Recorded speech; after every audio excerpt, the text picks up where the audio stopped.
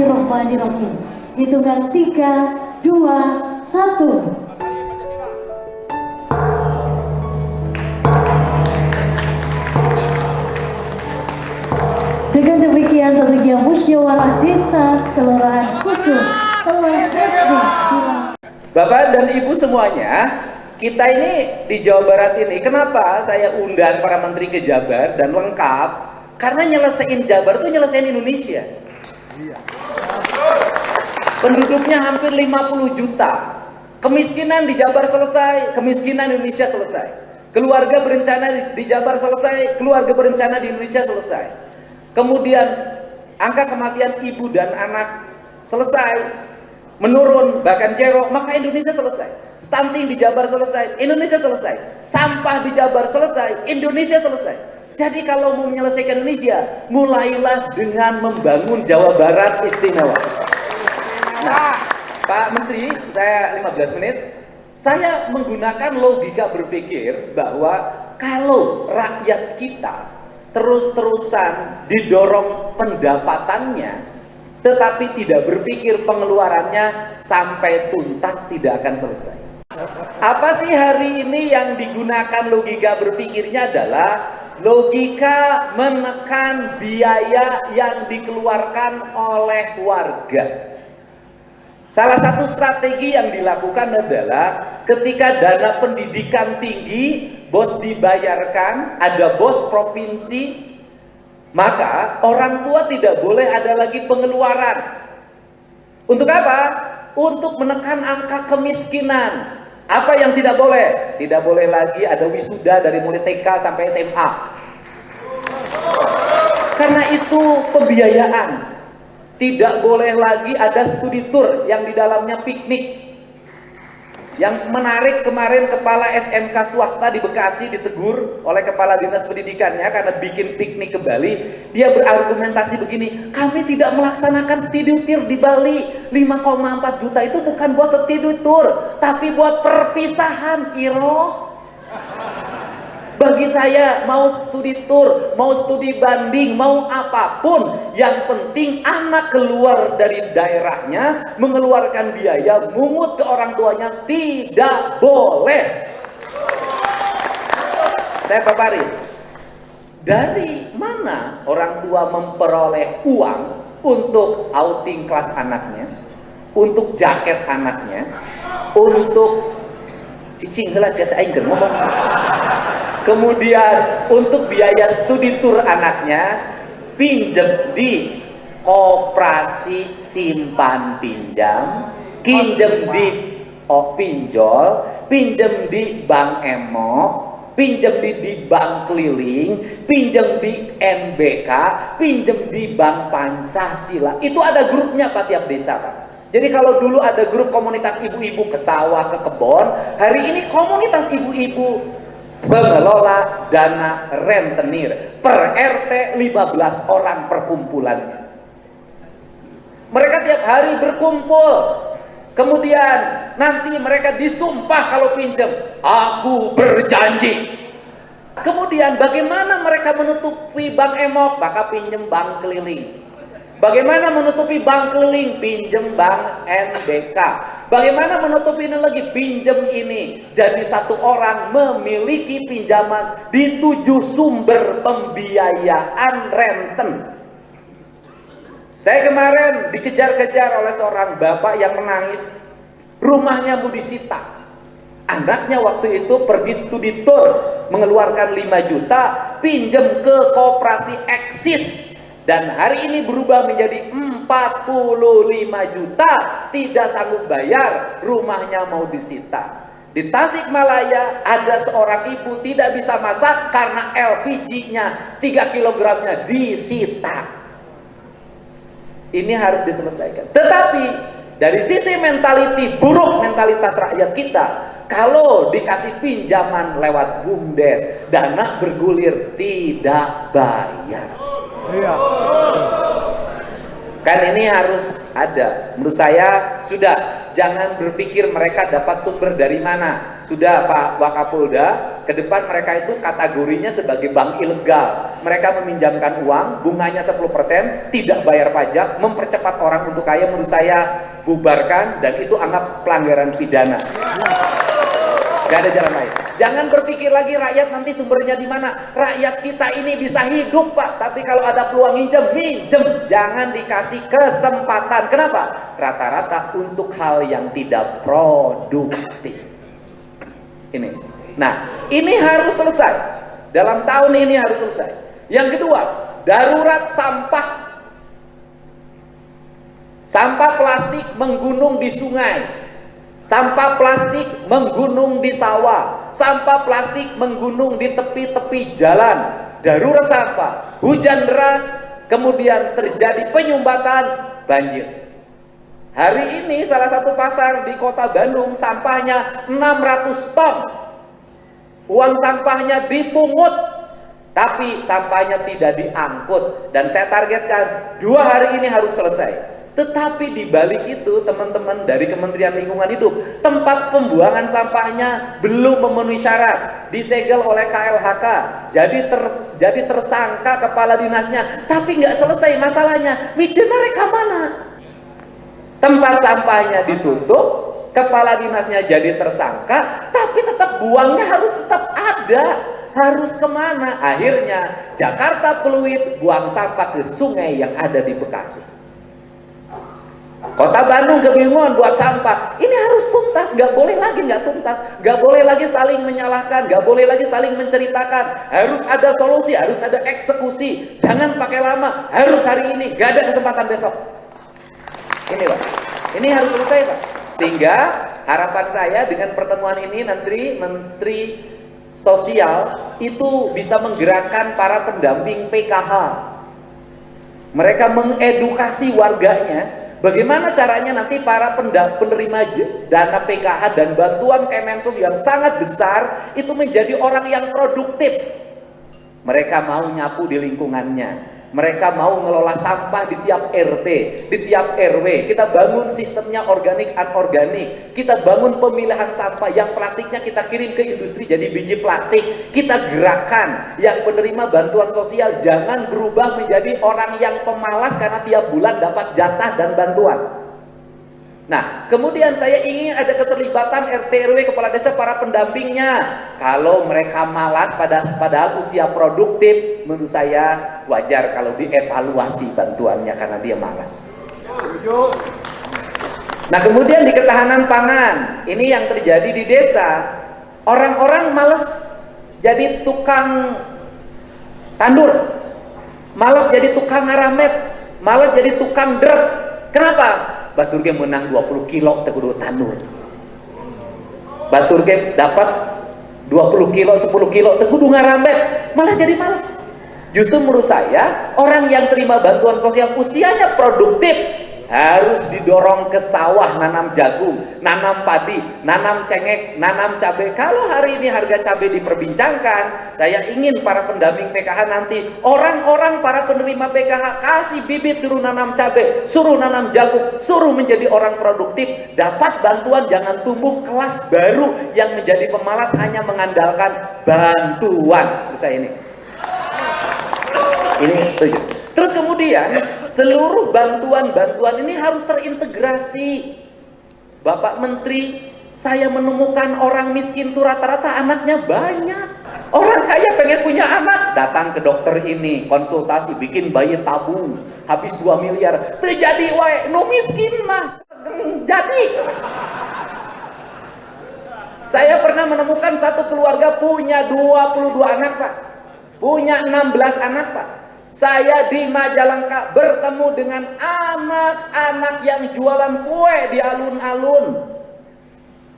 Itu pinter semuanya. Saya biasa, dari mana rumahnya, siapa orang tuanya. Akhirnya saya bertemulah dengan orang tuanya yang lagi dikontrakan. Bapaknya ada di rumah, anaknya jualan kue. Ternyata sudah punya 10. Dan ternyata ibunya lagi hamil lagi yang ke-11. Nah, ini harus diselesaikan, Pak. Bagaimana nanti ke depan Pak Menteri ada 150.000 penerima jaringan listrik baru dari Pemprov. Tapi syaratnya boleh dipasang listrik tapi harus KB dulu. Anak-anaknya nanti ada yang beasiswa, boleh anaknya beasiswa tapi ibunya KB dulu. Kemudian nanti mudah-mudahan para penerima bantuan sosial yang menerimanya misalnya masih usia produktif, boleh menerima bantuan sosial tapi harus KB dulu. Nanti ada bantuan ruti laut terintegrasi provinsi dengan kabupaten kota, boleh menerima bantuan rumah tapi KB dulu. Saya selalu menuntut orang yang saya bantu KB dulu. Dan yang harus hari ini dikejar, yang KB harus laki-laki. Iya Pak, saya udah berhasil Pak. Bapak bisa dilihat di tayangan saya. Kenapa? Jangan membebani reproduksi hanya perempuan. Perempuan jangan menjadi orang yang menanggung beban dari reproduksi. Sabab nubekian salaki. Nah, ini serius. Harus laki-lakinya. Harus laki-lakinya. Ini harus laki-laki. Kenapa? Kalau perempuannya seringkali nanti banyak problem. Nanti ada misalnya minum pil KB-nya lupa beda jeung pilkada. Hari pilkada itu kan jadi dulu baru lupa. Kalau pil KB lupa ya baru jadi. Ini harus terintegrasi Pak. Dan nanti harus berbasiskan data kependudukan. Sehingga di data kependudukan itu, saya ingin di data kependudukan itu sudah tercantum orang itu KB atau tidak. Untuk apa? Ketika kami menurunkan bantuan, ber-KB bantuan. Belum ber-KB, ber-KB dulu. Tapi KB-nya harus laki-lakinya. Yang bertanggung jawab membangun rumah suaminya. Yang bertanggung jawab terhadap pendidikan anak-anaknya suaminya. Kalau suaminya tak mampu lagi membesarkan anaknya, membiayai pendidikannya, maka dia sudah gagal menjadi seorang suami. Ini serius. Ini serius. Jadi saya walaupun tidak punya istri, saya berpihak pada kaum perempuan. Tapi perempuan yang memiliki arah dan tujuan yang kuat bagi kesejahteraan keluarga. Nah, seluruh ini harus terintegrasi, tidak boleh jalan sendiri-sendiri. Sehingga pemerintah Provinsi Jawa Barat hari ini memelopori sebuah perempuan pertemuan terintegrasi, dan nanti akan terintegrasi terhadap kebijakan provinsi.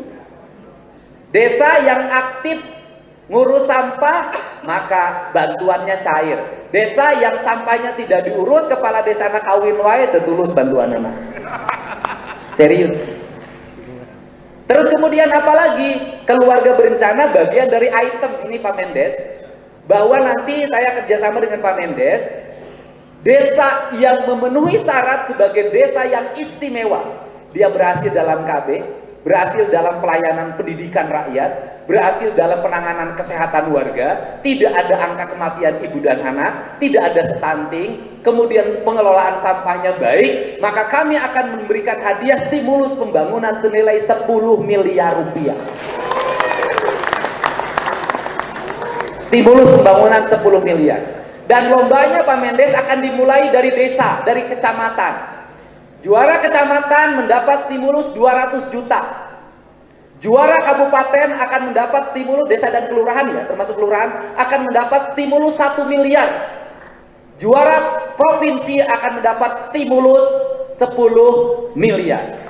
Dan nanti akan kami umumkan desa yang paling sukses dan desa yang paling gagal. Nanti akan kami umumkan secara terbuka. Ini adalah bagian dari memacu. Terakhir, apa yang hilang dari kepala desa hari ini dan lurah? Sifat kultural. Apa itu kultural? Kepekaan terhadap lingkungan. Turunnya dana desa ada positif, ada negatif. Positifnya pembangunan meningkat, keuangan di desa meningkat. Negatifnya kepala desa sibuk dengan administrasi.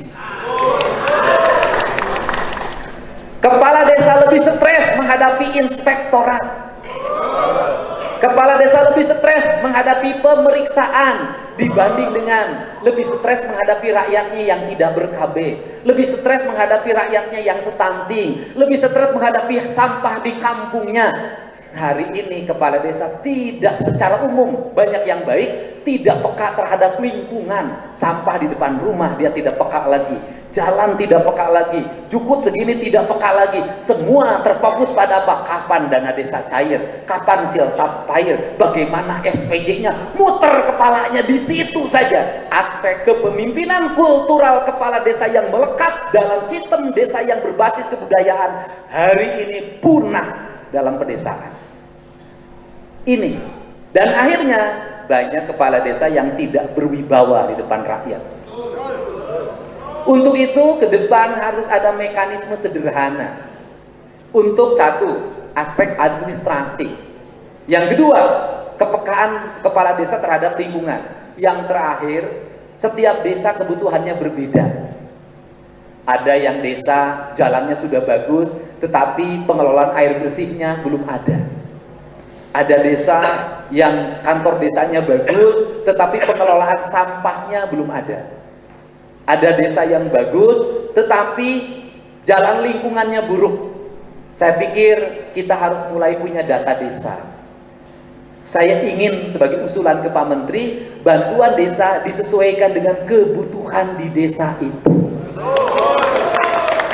Ada datanya. Kalau desa ini jalan lingkungan, maka bantuan desanya fokus ke jalan lingkungan. Tapi saya nitip, jalan lingkungan harus kalau mau pakai cor-cor pabrikan. Kenapa? Ketika pakai cor yang dibuat di desa, 1 tahun copot lagi. Tahun berikutnya itu lagi. Tahun berikutnya itu lagi. Teangges-angges. Saya ingin desa ini ngebangunnya per blok. 1 RW bangun dulu tuntas, jalannya beton, kotniknya 7 cm. Semuanya bagus. Pindah setelah itu RW ini. Hari ini duitnya dibagi-bagi, Pak. Bagi per RT 25 ewang, 15 ewang. Kemudian balur kehujanan coplok deui. Bener kan? Balur kehujanan coplok deui. Dan yang menurut saya yang paling macet dan paling leungit duitnya adalah dana bergulir. Yang dipakai BUMDes. Usaha taruhan aing teh. Duitna pakai piara ayamna ku eluk, pakai piara domba paeh, pakai piara laukna mabok. Dan kepala desa juga banyak yang bingung masalah ketahanan pangan, Pak. Bingung, Pak. Ini harus mulai terarah. Bahkan loba kepala desa balong batur dipoto jadi SPJ. Keprok siap deh. Ada program ketahanan pangan, begitu pemeriksa datang, domba batur dipoto di aku. Nah ini program ketahanan pangan, domba si iroh di aku. Ada yang begitu, jujur tak ya tak? Iya. Nah ini akibatnya, karena kepala desanya salah dalam memilih, datanglah orang yang mengaku sebagai pengawas. Apakah itu dari LSM, apakah dari ormas, apakah ngaku dari wartawan. Mungkin sieun, makin takut. Karena makin takut, tiap datang 200. Akhirnya yang ini hilang, yang ini habis. Sieun deui dipanggil ku serse, kieu stres. Ini harus segera disudahi, Pak. Masyarakat perlu pemimpin yang ngurus, bukan pemimpin depresi, Pak. Masyarakat perlu pemimpin yang mengayomi lingkungannya, bukan pemimpin yang stres terus-terusan. Karena kepala desa stres, maka kecamatan akan stres, kabupaten akan stres. Saya tidak mau provinsi Jawa Barat menjadi provinsi stres. Ini rubah, Pak. Dan kita jujur-jujuran dengan satu harapan, saya minta kepala desa, karena saya dekat dengan seluruh kepala desa, yang lalu biarkan berlalu. Kalakuan ubah heula geus, jangan diulangi lagi. Tapi sekarang ke depan tolong robah diri Anda, perbaiki. Kita ingin memimpin dengan baik, kita ingin Jawa Barat istimewa. Gitu. Karena saya memimpin menghindari politisasi apapun. Saya akan bersikap objektif demi kepentingan rakyat Jawa Barat. Saya tidak akan bicara kepartaian, tidak akan bicara saya ke depan apa. Saya ingin desa teh ngah nenang, ngah hening, kelurahan teh ngeunah nyandang, ngeunah nyanding, tapi tong nyandung. Terus kemudian ada lagi, Pak, kelurahan. Karena desa mendapat alokasi terus, kelurahan mengalami kesulitan. Kenapa? Tidak bisa terima hibah, tidak bisa terima dana bantuan. Sehingga saya akan merumuskan hari ini di lomba kartu desa dan kelurahan. Saya pun akan memikirkan bagaimana kelurahan-kelurahan bisa tumbuh dengan baik. Ini Saya ucapkan terima kasih. Untuk itu, siap? Mana siapnya? Siap? Awas ya, balik di gawe, di dia Tegarawe si awas kuai. Siap? Siap desanya bersih? Siap bebas stunting? Siap bebas kemiskinan? Siap bebas kematian ibu dan anak? Siap tidak nyandung? Terima kasih. Wallahu muwaffiq ila aqwamit thoriq. Assalamualaikum warahmatullahi wabarakatuh. Sampurasun.